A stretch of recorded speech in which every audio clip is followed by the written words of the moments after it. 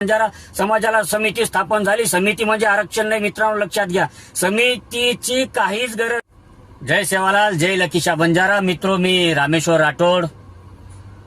कालपासून सोशल मीडियावरती एक पोस्ट व्हायरल होत आहे, एक बातमी व्हायरल होत आहे की बंजारा समाजाला लवकरच राज्य सरकार समिती स्थापन करणार आणि लवकरच बंजारा समाजाचा एसटी आरक्षणाचा मार्ग मोकळा असेल।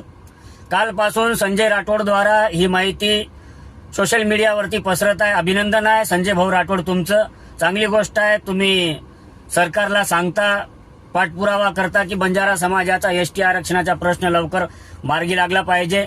बंजारा समाजाच्या एसटी आरक्षणाचा प्रश्न आपण मार्गी लावाल, तुमचं अभिनंदन करेल।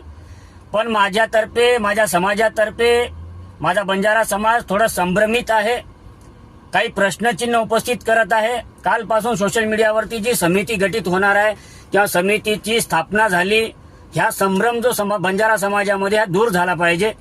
बंजारा समाजाची एसटी आरक्षणाची जी मागणी आजपासून नाही, ही स्वातंत्र्यापासून तर स्वातंत्र्यापूर्वीपासून आहे। जवळपास आपण विचार जर केला 1950 पासून 1931 पासून क्रिमिनल ट्राईब्स ऍक्ट पासून ह्या सगळ्या बाबी जर पाहिल्या तर बंजारा समाजाची एसटी आरक्षणाची मागणी आजपासून नाही, बंजारा समाजाची मागणी ही जवळपास स्वातंत्र्यापूर्वीपासून आहे।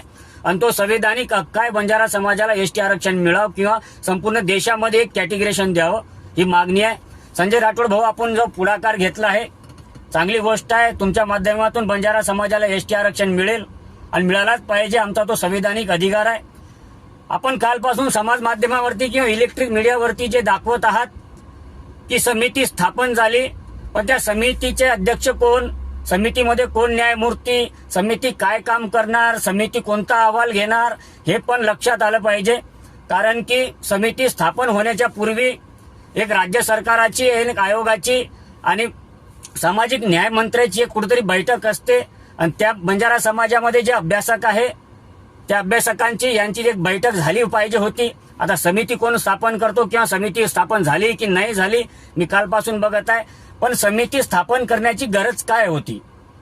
आता एवढ्या समिती स्थापन झाल्या, एवढ्या आयोगाच्या रिपोर्ट पडल्या, तुमच्याकडे जो धूळ खात पडले असेल ते सरकारी कागदपत्र, केंद्र आणि राज्यामध्ये एवढे पुरावे पडले की बंजारा समाज हा खरोखर मागास आहे, त्यांना बंजारा समाजाला एसटी आरक्षण मिळावं, कितीतरी आयोगाने अहवाल दिलेले आहे। पण आता चांगली गोष्ट आहे तुम्ही नवीन समिती स्थापन करताय, पण नवीन समिती स्थापन करण्याची गरज, जुने कितीतरी अहवाल पडले, जुने कितीतरी रिपोर्ट पडले की बंजारा समाज हा मागास आहे, त्याचा अहवाल घ्या, त्याचा रिपोर्ट घ्या, समितीची काही गरजच नाही। नवीन समिती कशासाठी स्थापन करताय? माझा तर सर्वात मोठा प्रश्न आहे आता की नवीन समिती कशासाठी?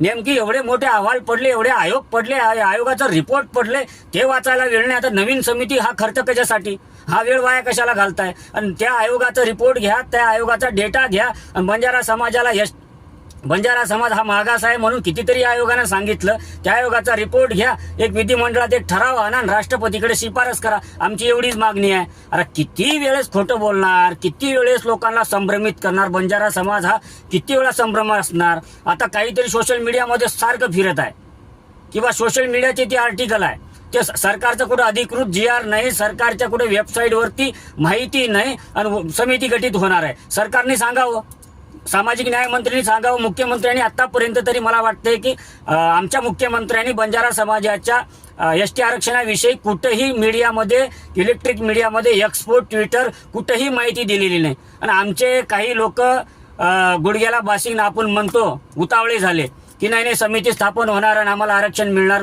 मित्रांनो, ही प्रोसेस अशी नाही आहे। समिती पहिलेच आमचे जे अहवाल आहे त्या अहवालाचा रिपोर्ट घ्या, विधिमंडळामध्ये एक ठराव आणा, एक राष्ट्रपतीकडे इथून शिफारस करा की बंजारा समाज हा मागास आहे, हा ना एसटी आरक्षणाचा जो क्रायटेरिया आहे हा पूर्ण करतो, बंजारा समाजाला एसटी आरक्षण मिळावं, हे राज्य सरकारची जबाबदारी आहे। राज्य सरकार हे का करत नाही? नवीन समितीसाठी 500 करोड रुपये खर्च करणार आणि परत तो रिपोर्ट कुठे वाचणार नाही। हे गेले त्याच्यामध्ये 2029 मध्ये निवडणूक लढणार, सगळं काही तुमच्या भल्यासाठी। माझं असं म्हणणं आहे, कडाकट तुम्ही एक अधिवेशन, आता फेब्रुवारीमध्ये अधिवेशन होतो, त्या अधिवेशनामध्ये एक प्रस्ताव आणा, त्या प्रस्ताव एक राष्ट्रपतीला एकूण शिफारस करा। राष्ट्रपती तुमचं सरकार आहे, खाली आणि वरती तुमचं सरकार आहे। राष्ट्रपती काय करेल? विधिमंडळ म्हणजे संसदेला एक करीन, संसद काय करेल?